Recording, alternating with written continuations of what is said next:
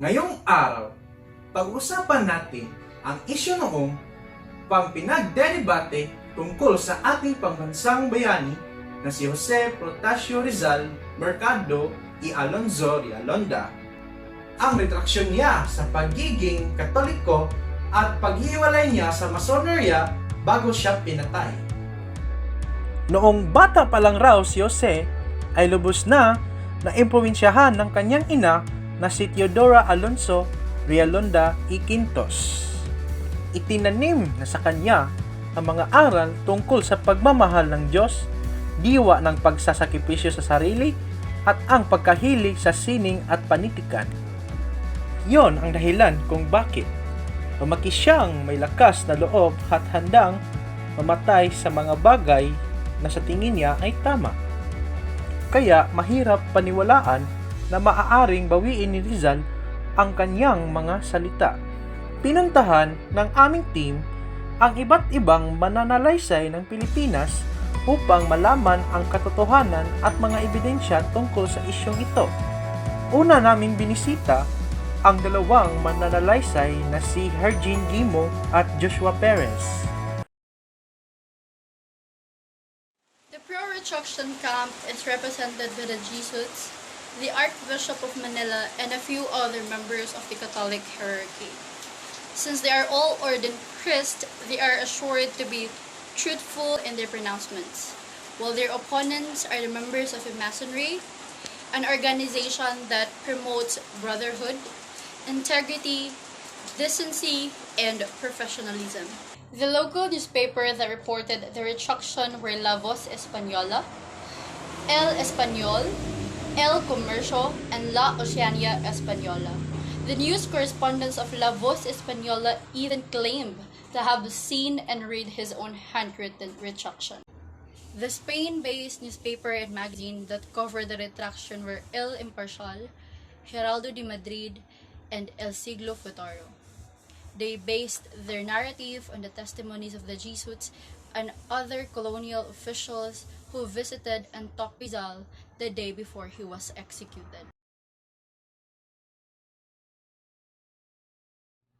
We can clearly tell that Rizal wrote his manuscript on that said book because the document was never considered in the history of the retraction controversy because it was made available to researchers only in the past decade.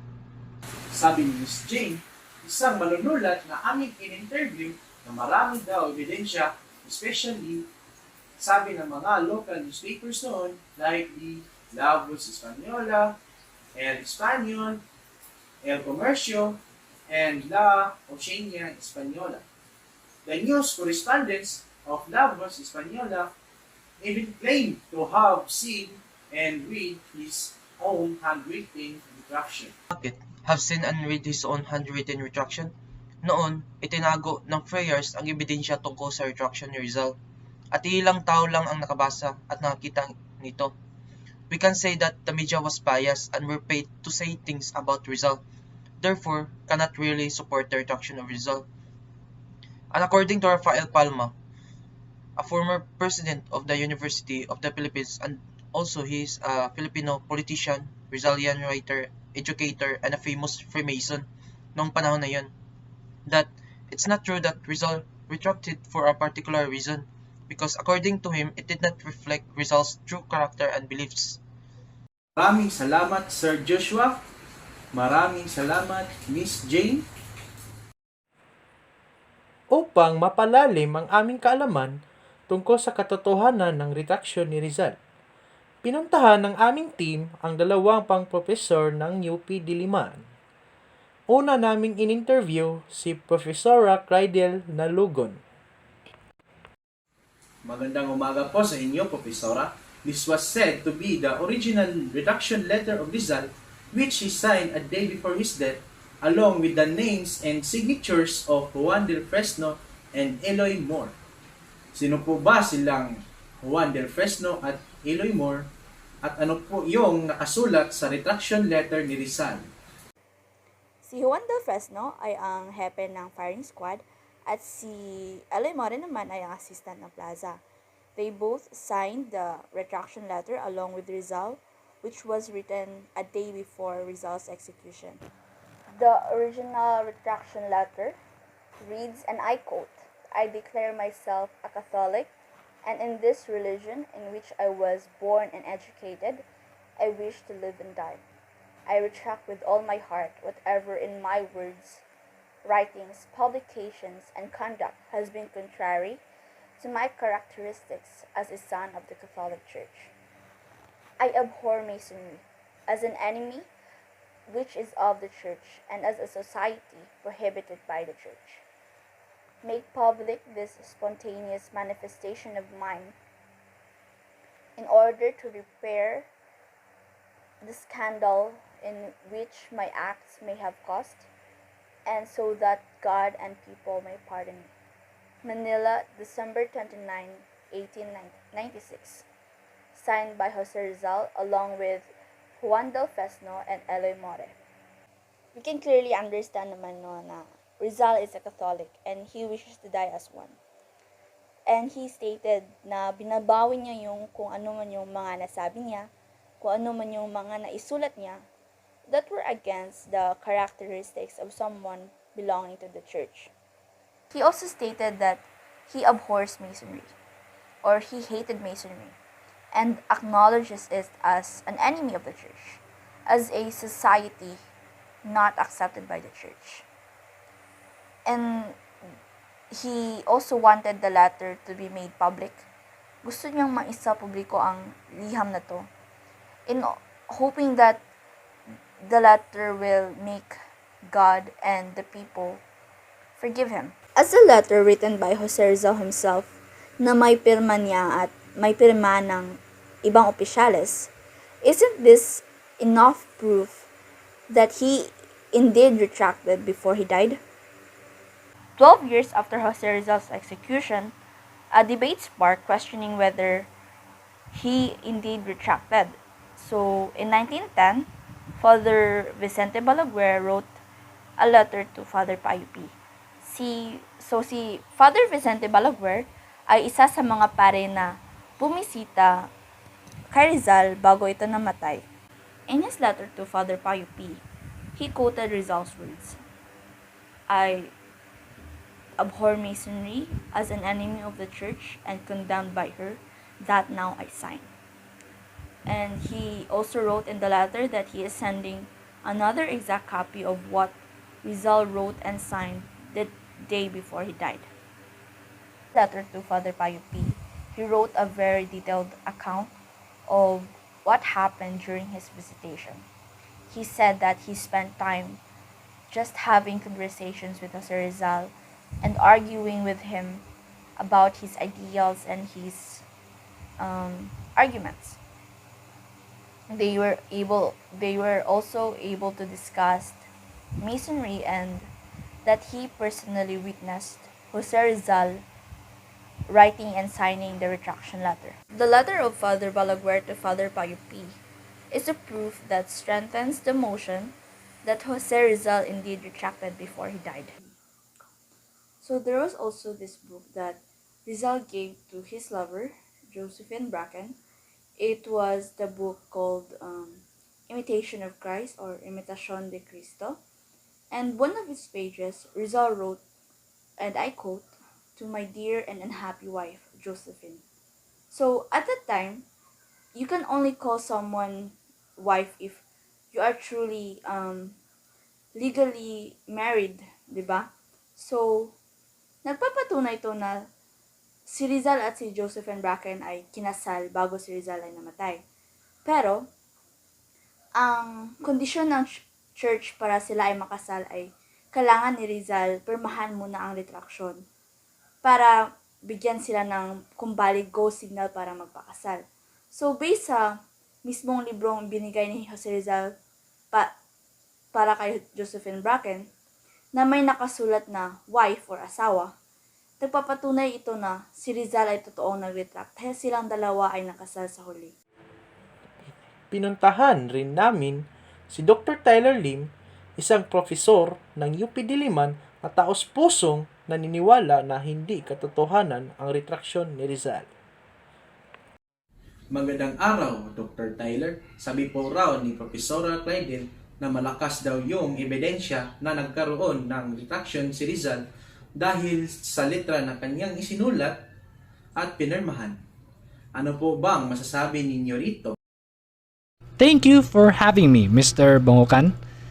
You see, the pro-retractionists relied solely on that controversial letter and even considered Father Balaguer's account as a historical fact. For now, I will be sharing to our respective viewers two things that refutes the retraction. So, let me begin with the preliminary arguments from known individuals. Friedrich Stahl wrote to Ferdinand Blumentritt in January 1897 informing him that people did not take the retraction account seriously.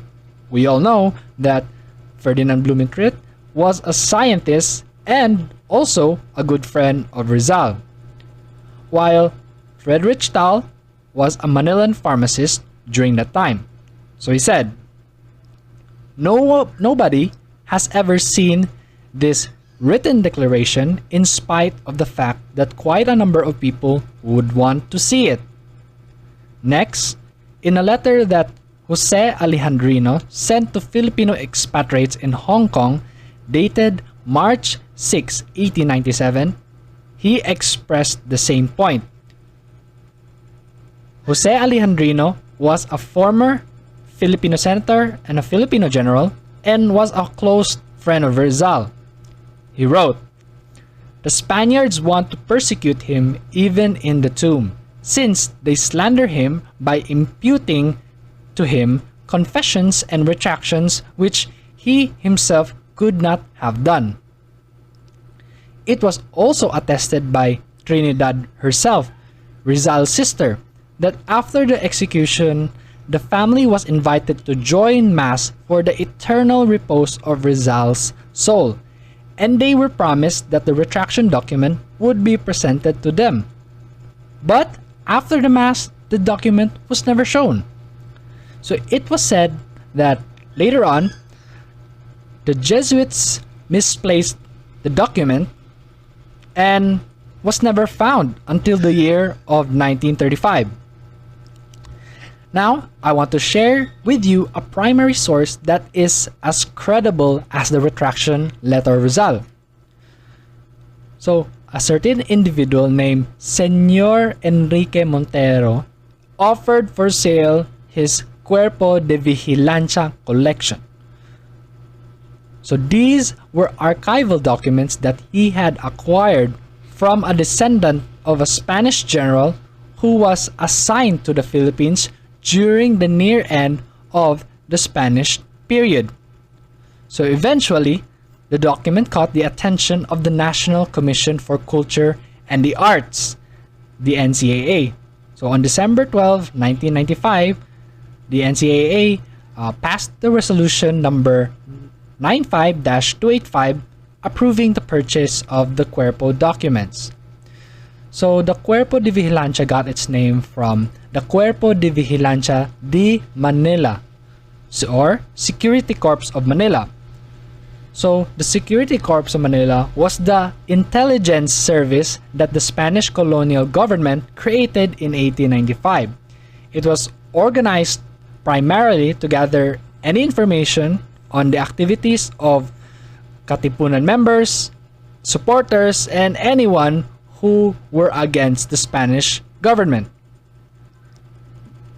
The agents of Cuerpo de Vigilancia are under the command of Chief Inspector Federico Moreno. The latter reported directly to Manuel Luengo, the Gobernador Civil of Manila during the time.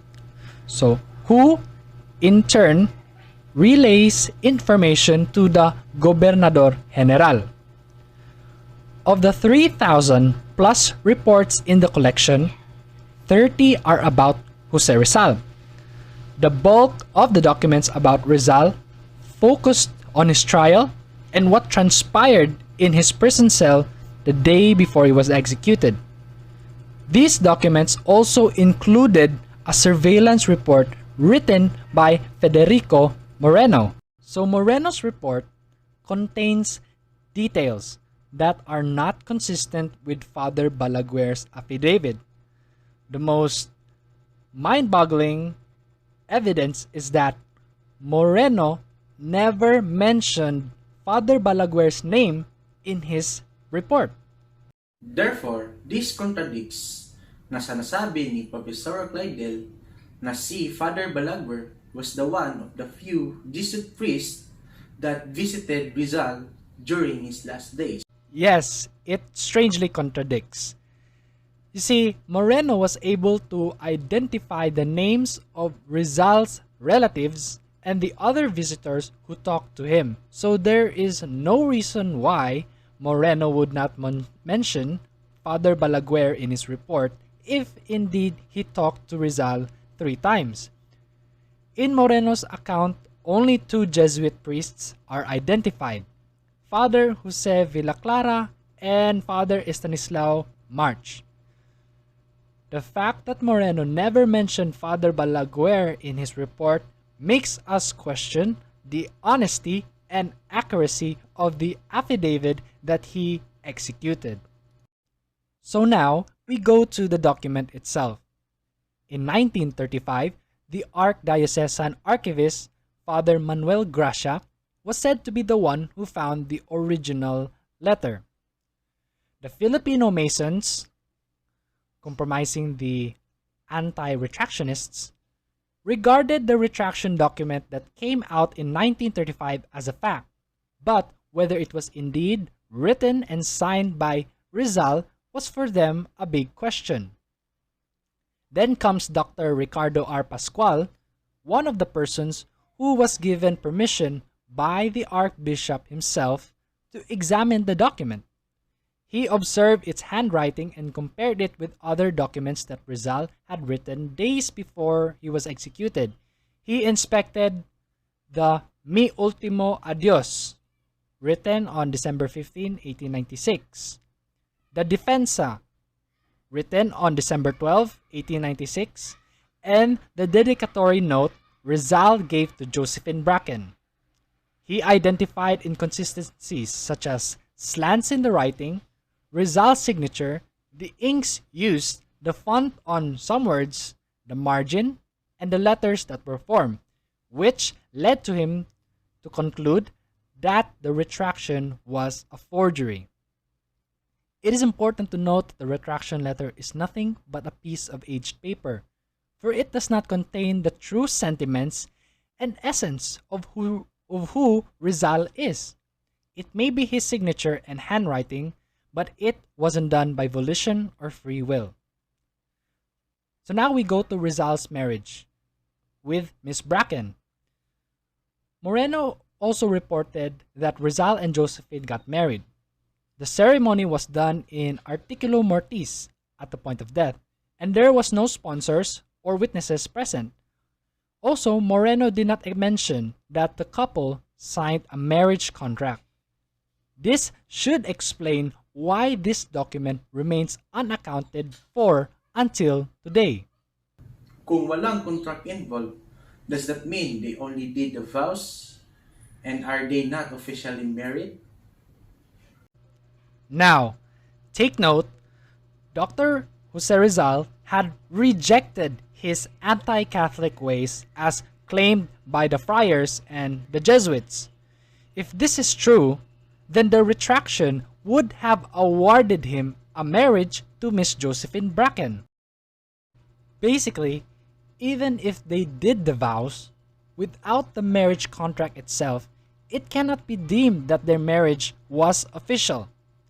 Without this public document and proper documentation, their marriage is null and void. According to Austin Coates, a British writer, in his book entitled Rizal, Philippine Nationalist and Martyr, it is said that in Josephine Bracken's matrimony to Mr. Vicente Abad, the church register of marriages kept at the Roman Catholic Cathedral in Hong Kong made no reference that Josephine was a Rizal by marriage, nor was she the widow of the late Dr. Jose Rizal. Another point, In the legal register of Hong Kong, Josephine used the last name Bracken instead of Rizal to be married to Vicente Abad. Grabe, ang dami ko pong natutunan. It's a lot to take in. Salamat po sa oras na binigay niyo, Dr. Tyler. Salamat po, Profesora Glidel, sa oras at kalaman tungkol sa isyong ito. May maraming malinaw at lohikal na katibayan sa bawat panig. Sa makatuwid, hindi natin maisigurado kung ano ba talaga ang katotohanan. At ang debateng ito ay hindi magtatapos maliban kung mabuhay muli si Rizal. Kaya, nasa inyo kung pipiliin mong maniwala o hindi sa ating pambansang bayani. Salamat sa pakikinig mga ka-Genie.